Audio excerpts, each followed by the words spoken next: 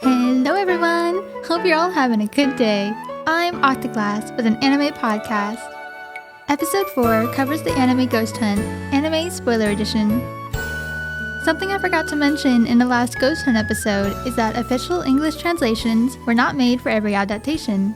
Thus, the reason why some people who have access to the originals, translating it to share with other languages. That's the other part of what I meant by I wouldn't have had access to them otherwise. Also, it seems the English fandom is bigger than I thought, which makes me really happy. While doing research, I saw that a review of the anime is uploaded on YouTube every once in a while as well. Also, the rewrite of the novels was published in 2010, not the 2020s. I'm sorry for any misinformation I put out there. Now, I'll mostly go more into the main cast, mixing some scenes in. For someone who is so cheerful, her backstory is sadder than some may expect. She's probably had to rely on herself more than most kids her age, which may be why she doesn't talk about herself much. Still, she's very much a teen with her first crush, and especially shows her age around Masako, who also does in turn, despite her usual professional attitude on the job. With her straightforward disposition, Mai charges ahead with what she feels is right. She's also the type of person who will laugh or cry with her clients, and will lend an ear to people's troubles.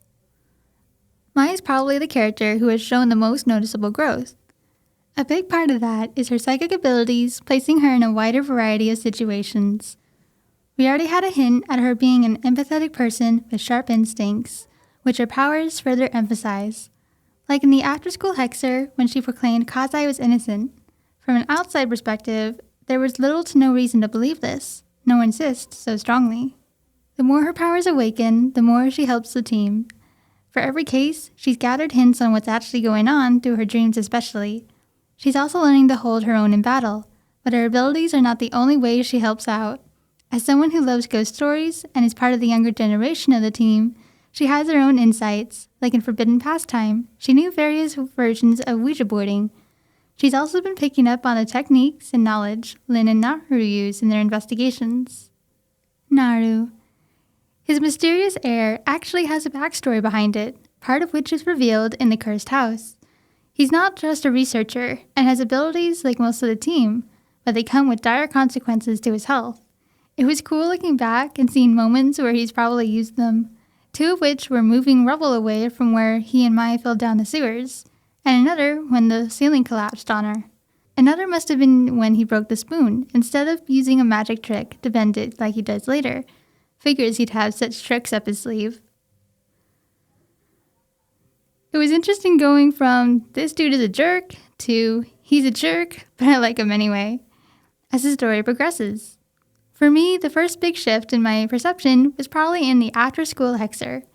In each case, he reveals more of his knowledge on parapsychology, but here we see him scold and teach Kazai. I like to think he used his abilities to break the spoon as respect to Kazai trying to show hers, and help her feel less alone. And maybe also a way of saying, I'm stronger, I believe in you, and you don't need to prove anything to me, sort of thing. And then, of course, the sewer scene. Even through this, he still mostly keeps his cool. We got to see his kinder side as he cheers Mai up with magic tricks, and it's one of my favorite scenes with them together. And while he likes having something concrete to go off of, he does listen to Mai about Kazai. He can be prideful and stubborn sometimes, like how he decides to fight a god because he was pissed, but didn't want to fight a monster in the case before that. Still, there's much more to learn about him in the other adaptations, so if you haven't, please take a look. Also, I noticed the other day that Mai and Naru have a similar dynamic to the main characters, Cheng Xiaoshu and Lu Guang from Lin Click. Lin. Naru is mysterious enough as it is, but Lin takes the cake. He's even quieter and has a more stoic face and smiles just as rarely. He's often by Naru's side, taking notes, helping with equipment, and more in charge of the technical side of the cases. We see he is protective of Naru, and their relationship goes further than boss and assistant. They worked together long before they met Mai, and he taught Naru as a kid how to control his powers. Lin is Chinese and, like John, is not from Japan. He specializes in technology, Chinese sorcery, and maybe in onmyoji. But as is a common theme in these cases, don't make assumptions. We haven't heard him outright say much about himself, so some of this is speculation. Due to when the story likely takes place, conflicts between Japan and China around World War II was much more recent than now. His heritage is important to him, and he is likely not unaffected by those events, as at the very least, older relatives would have been around during some of the conflict and aftermath. He is stoic and doesn't talk much, at least around the team, outside of work topics. So it was really nice to see some depth to his character and that he has his own struggles too. The pleased look on his face later when they complimented his abilities was so sweet. And besides about psychic abilities, we haven't seen much prejudice talked about in the story till that scene, even in the Christmas episode, which has a great setup for it. Speaking of, we see another side of him there too. He does not know how to be around kids. I think it was probably too chaotic and too unpredictable of an environment for him. Though I don't like that he blew up at Kenji, I kinda understand why. He usually keeps to himself and was obviously overwhelmed. He had the situation thrust on him against his will, and while the others helped, it doesn't mean his boundaries were not being crossed. This is someone who can sit in silence for hours, even with company. Now all of a sudden, he's being touched constantly and can't have a moment of peace. Don't yell at a kid, especially one who can't talk back to you. But that was an explosion you can predict from miles away. Though this raises the question of, what was Naru like as a kid? How did they interact back then? Though it is hard to imagine Naru running around and jumping on people's backs. Despite his cold exterior, that case especially showed he does have a tender heart in there somewhere. Especially at the end, like when he looks after Mai as she comes back to herself. Even if it was the quietest room at the time. Ayako, a self-proclaimed shrine maiden who is more powerful than you'd think based off of most of their cases. At the start of a case, she'll usually, hilariously, say it must be an earthbound spirit, and is almost always wrong. Because of her track record, the team has a hard time believing she can handle the haunting at the cursed house, and are surprised by her true skills. She's the first to complain and want to run away, but always ends up staying. Though it could be out of pride, I'm sure it's more from caring about what would happen to the rest of them.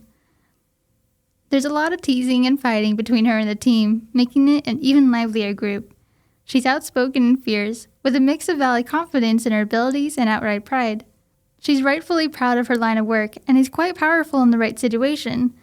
Looking back, it was interesting seeing so many barren trees in most cases. Monk. A Buddhist monk from Mount Koya. He stepped away from the mountain so he could have music, CDs, and play bass in a rock band. Especially with his hair being long, he does not look like the typical monk.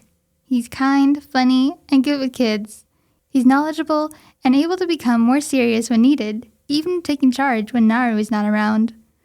Some of my favorite scenes with him are when interacting with the kids in the Christmas story or when he's joking around, especially teasing Ayako. John. An Australian exorcist at a Catholic church with a Kansai accent.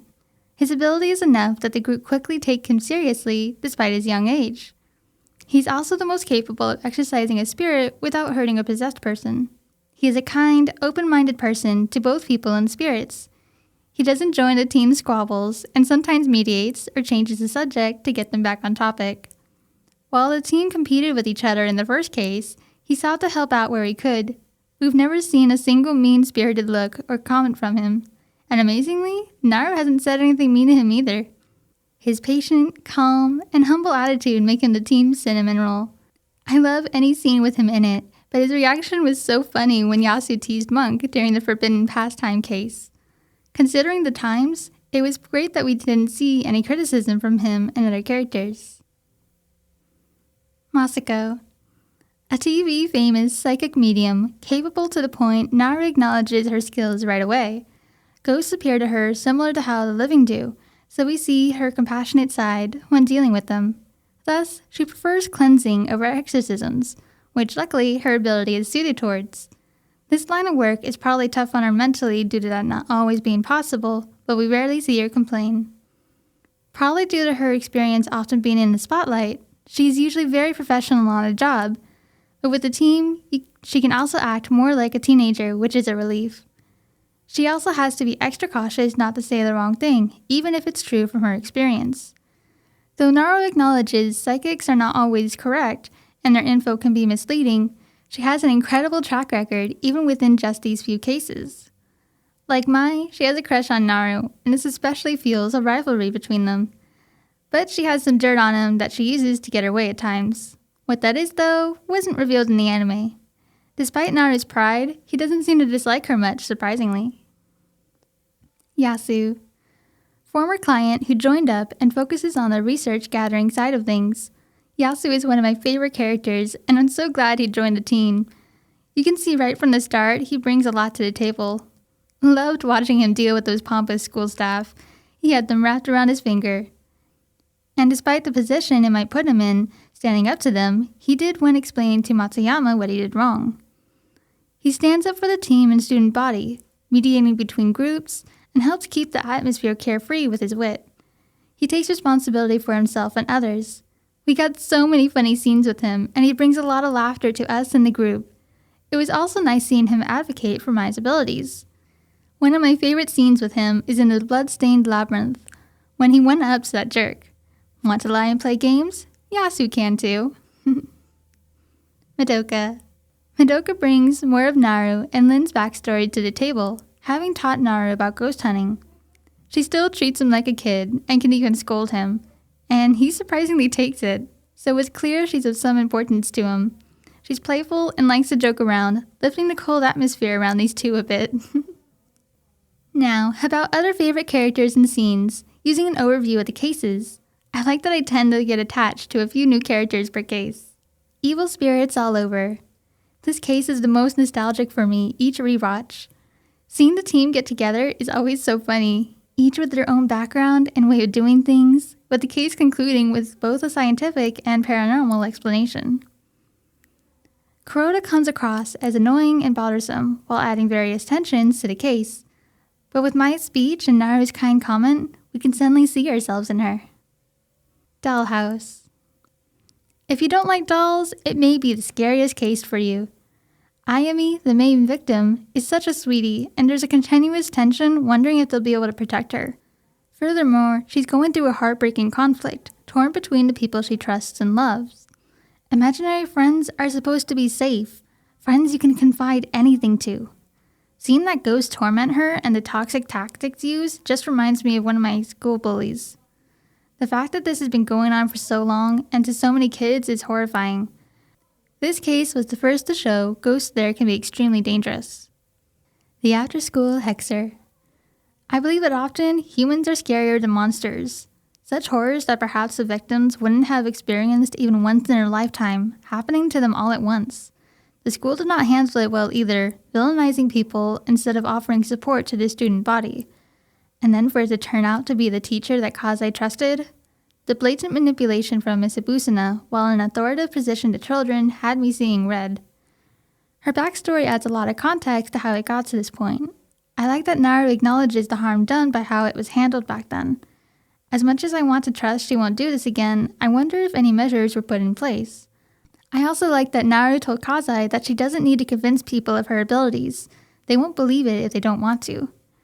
I think that applies to a lot of situations, whether that be a toxic person's love or approval, or someone who says anime, games, etc. are for nerds and a waste of time, or people who try to tell others what they can and can't do with their bodies, or who to love. You don't need their approval to like what you like, or be who you are. As long as you are not hurting anyone, there's a lot worse that people can turn into, like haters and trolls, or a vengeful spirit raining curses on your head. Glad that last one doesn't exist. Probably. Ghost story in the park. It's definitely more of a comedy-focused case, where we see how much closer the team is compared to the first. It's also one of the times they can directly reason with the one behind the haunting. I like how they didn't say she needed to just get over it. They reasoned with her and ended up getting a little justice. Serves him right. Silent Christmas. Kenji was a mute or selectively nonverbal child ghost waiting to be found and reunited with his father. This case made me cry when I first watched it, but for an added reason later on too. Especially after I got an autism diagnosis as an adult, I noticed how the kids and adults reacted to Kenji, or rather, what didn't happen. There was no ridicule, bullying, or other malicious reactions. They welcomed and accommodated him as best as they could, with the kids even thinking up ways they can still play their favorite games with him. I'm so glad for the conclusion and that things turned out okay. We even saw Lin smile. You can tell he was invested in the case by the end. Still, I was too scared to play hide and seek for a while after watching. Forbidden pastime. One of the things I love most about this case is being introduced to Yasu. How he interacts with Naru in the school, especially is gold. Mai's reactions to the staff was glorious too, and we see how Naru handles such difficult clients. It was all so gratifying seeing them stand up to those jerks. Then Naru does his, I'm not going to say something unless I'm certain it'll work, routine, and stresses the whole team out. I was stressing right along with them, wondering if he was really going to do this, and if it was going to change how I viewed him. It seemed an impossible situation to have a good outcome for, faced with the trolley problem using one of the curses I hate the most. My hatred probably stemming from watching Inuyasha as a kid. This is where we see one of Mai's most reckless stunts too. That was way too close, trying to exercise something like that right after learning to defend herself. And then wow, that's a lot of hiragana. I can't believe they made that many so quickly. And honestly, if it didn't work as well as it did, I wouldn't have been too upset. You can tell they tried their best to make sure everyone got through this unharmed, and that's what matters. I think that this case best showed one of the problems Mai and Naru would have in a relationship. Communication. The Bloodstained Labyrinth. The Bloodstained Labyrinth is often seen as Ghost Hunt's scariest case, and the first for deaths to happen during one. But it's also when we see Madoka for the first time, and it's revealed Yasu joins the team. And once again, Mai gets an ability upgrade. The murder dream was so scary, especially my first time thinking she'd really been captured. I'm really glad for that costume change in the middle, hinting it was a dream. It was also interesting seeing how the team handles a monster versus a ghost. A lot of my favorite moments happen in this case. Yasu standing up to that jerk, learning more about Lin, finding out Mai's background, Naru bringing her tea, Mai and Masuko fighting, etc. The team has really come a long way since the first case. The Cursed House. So, went from fighting a monster to fighting a god. And we got zombies. I'm not sure why this was so surprising, but I was shocked. And then pissed. How dare the culprit go after animals and children? I guess things are more complicated if deities can't, talk to each generation to keep traditions going? Like, come on, they can have all these people possessed by spirits under their command, but they refuse to communicate. And leave a few alive to give them a chance to start worshipping them again? Did they tell them to? Like, are you telling me this cycle has been happening over and over again? It's clearly not working. Try actually communicating. And wow, Ayako is cooler than I first thought. And to be able to do that ritual on her own, that's pretty neat. And it would have been great if Naru got to see. Speaking of, Naru was not happy when he came round after being possessed. Though, geez, don't ever use that much power again. I love how Mai tied things together at the end, saying she found a family. And so it ends. If you haven't and want more character development, check out the other adaptations. Thanks for listening, everyone. Feel free to send in your questions. Episode 5, Ghost Hunt Manga and Spoiler Edition, comes out soon. So be sure to subscribe wherever you listen to podcasts. And follow me at OctoGlass Pod on Apple, Spotify, Instagram, YouTube, and TikTok. That's at OctoGlass Pod. Hope to see you next time!